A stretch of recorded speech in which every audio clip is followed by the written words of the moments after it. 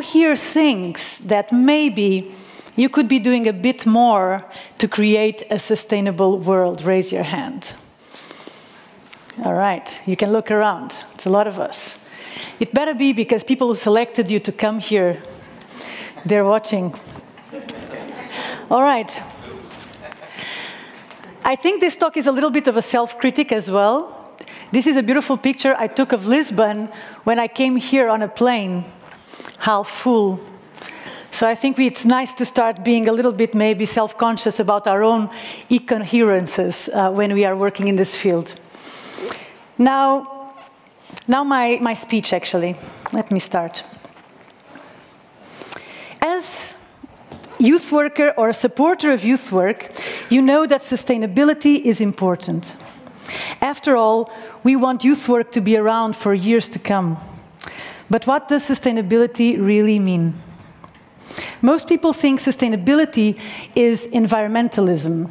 But sustainability isn't just about conserving resources or preventing climate change. It's also about social justice and economic development. In other words, it's about creating a world that is fair and equitable for all people, regardless of race, ethnicity, gender, and socioeconomic status. The United Nations defines sustainability as meeting the needs of the present generation without compromising the ability of future generations to meet their own needs. Youth workers are at the front lines of making sure that our society is sustainable, because after all, we are working with the future generation. If we can teach young people about sustainability and get involved in making positive changes, we can create a more sustainable world for everyone. Now a confession. I didn't write these words. I was without a lot of inspiration. Actually, nobody wrote these words. I just subscribed an online service of artificial intelligence where you write a few words and it writes a whole text for you. It wrote this. I'm a bit suspicious about AI, so I tried to make it hard for the computer. I just wrote 3 words: sustainability, youth, work. It wrote this, and not just this, it wrote a full speech, which I'm not using, by the way. And then it wrote a second full speech, so I could have options. I think I was humiliated enough after the first one, and I think AI shouldn't be bragging about their capacities like that, but well. 5 seconds. And I think it was 5 seconds because my internet was slow that day. So make no mistake, AI can already write a better Erasmus project than you can. It can already write a better training session than I can. Although that's not a big achievement, so let's forget about that.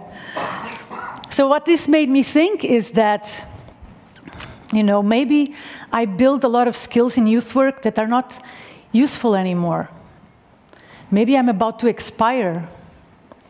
And this made me think about sustainability. So this talk is not about AI, but it is about how can we deal with this fast-changing world that we were talking about yesterday here on the stage.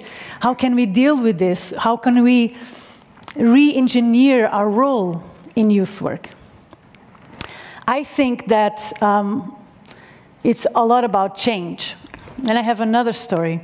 A few weeks back, this is a true story, I was on a plane, so again, not very sustainable of me, and I took the in-flight magazine, paper, and I put my indicating finger and my thumb together, and I tried to enlarge a picture that was particularly small.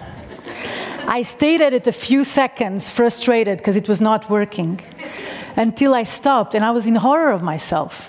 This was not a 3-year-old that grew up with, you know, interactive screens all over. I didn't have interactive screens for more than 30 years, and now my brain expects paper to work like that. So it got me thinking that, you know, change is not happening in the world. It's not happening in technology. It's not happening in generation Z or Alpha. It's happening in me. I changed. My brain changed, and I think all of us did. And I think sometimes we like this change more than we like to admit. You know, we like to say things like, before Netflix, we watched movies. No, no, we didn't. You know, before internet, we read more books. Well, did you? Really? So I think we need to just accept that we are changing. And the sooner we accept that and we really look inwards, what I feel in my practice is that the sooner I start doing that, the sooner I start actually giving space for more sustainable practices, because I take agency of my change. Now, I think change in humans, I read, is some of the hardest things to do, change behavior. Would you agree with that? Changing a habit, stopping something, starting a new habit, it's really hard, because we are wired to habits, to have habits, to keep some kind of safety in the world. So what I read is very interesting, is that there was a study that showed that all the strategies for changing behavior that were based on fear were very inefficient.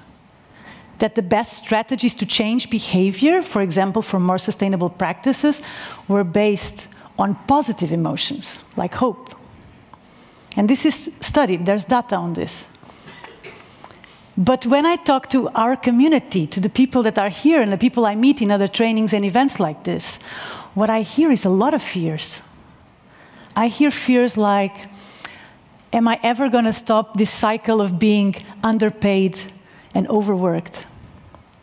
Or will I ever get the so talked about recognition? Or did we already lose the fight against extreme right? Or is peace actually over in Europe now? There's a lot of fears in our community, and I think rightfully. But it requires us to change a little bit those fears, or to work through them and add something positive in that bucket in order to have a positive platform for change to actually take place. I think sometimes we need to just consider that maybe sustainability and sustainable projects is really not even enough anymore. So in agriculture, it's very common knowledge that if you have a depleted soil with no nutrients, you cannot farm it anymore, right? Doesn't matter if you use a sustainable practice, it doesn't work. What did you need to do? You need to regenerate it, to get it back with these nutrients so the nature can do its course. I think this is true for many other aspects of our lives and in youth work. I have an example. I work with elderly and with young people as well. And one day in a project, we were asking teenagers, what are the words that come to your mind when you think of elderly?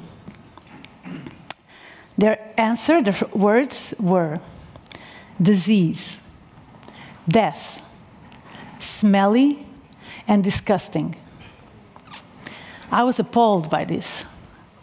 And I was appalled because it sounded like a bad name for a metal band. That's what I thought. But also because that is not my experience. And it showed me that in that community specifically, the bonds between these two generations were lost.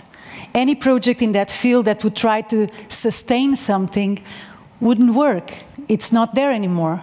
So these bonds needed to be regenerated. And I think in our youth work, we need to see our job a little bit like this. We need to regenerate a lot of things that have been lost. In us, for example.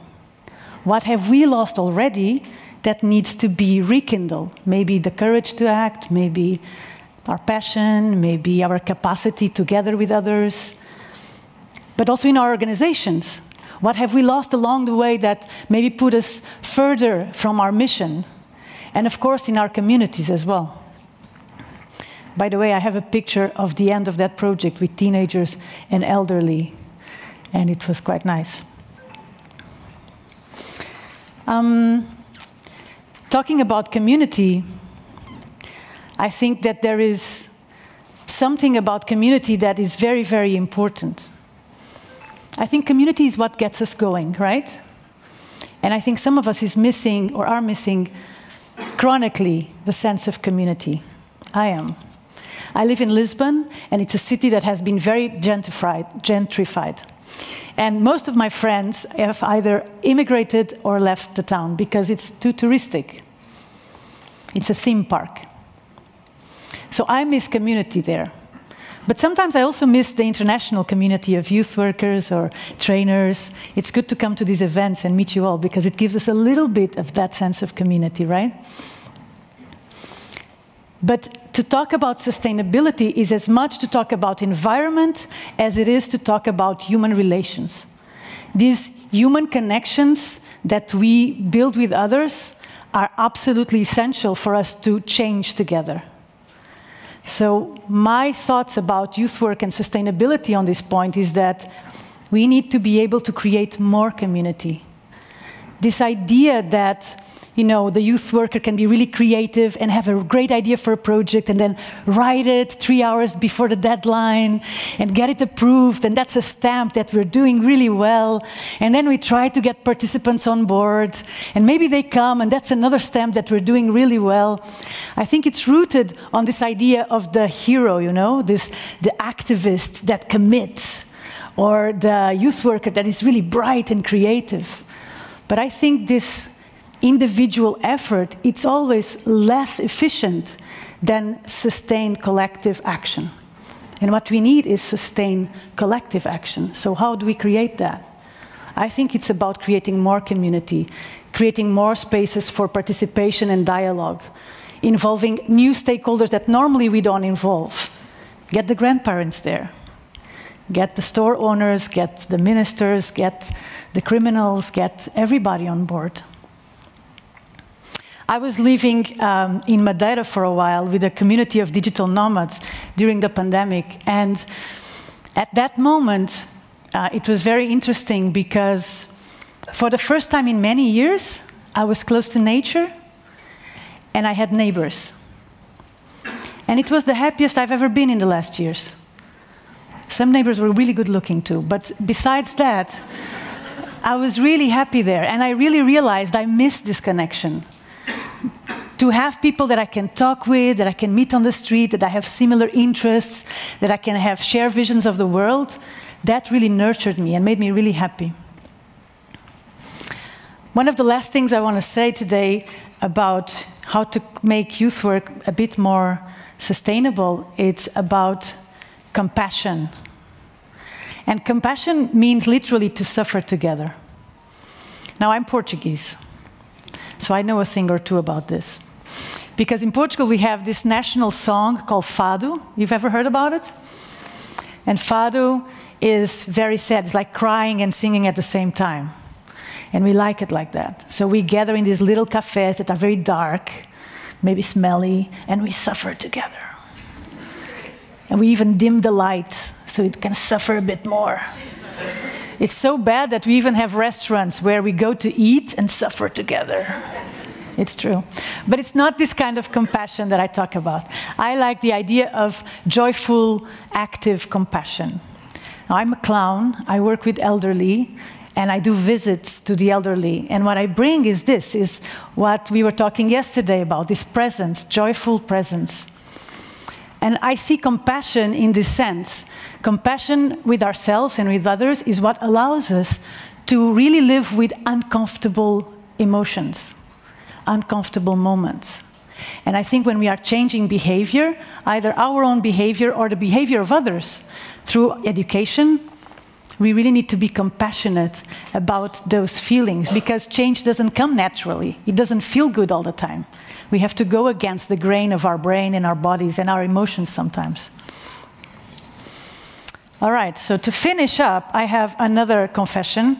I got lost with my ideas, and so I had to ask again for AI to help me. So here are the closing words from my friend, the internet. Word by word. We need to be the change we see in the world. He was not getting very creative here. But it goes better.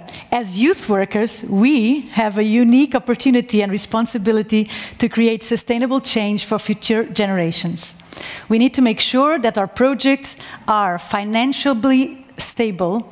We need to build strong relationships with key stakeholders and plan for the future so that our work can continue without us. It's not wrong, right? Yeah. And it finishes with a question that I agree a lot with. And it reminds me, or it's a good reminder that, you know, all of us here, all of us that are alive today, you know, except the people that already died during this presentation, I think all of us, we are on our way out. You know, on the big picture, on the history of humanity, we are on our way out. And so the question that I and AI put for you today is, what are you doing in youth work to make sure that you're leaving a lasting impact? Thank you very much.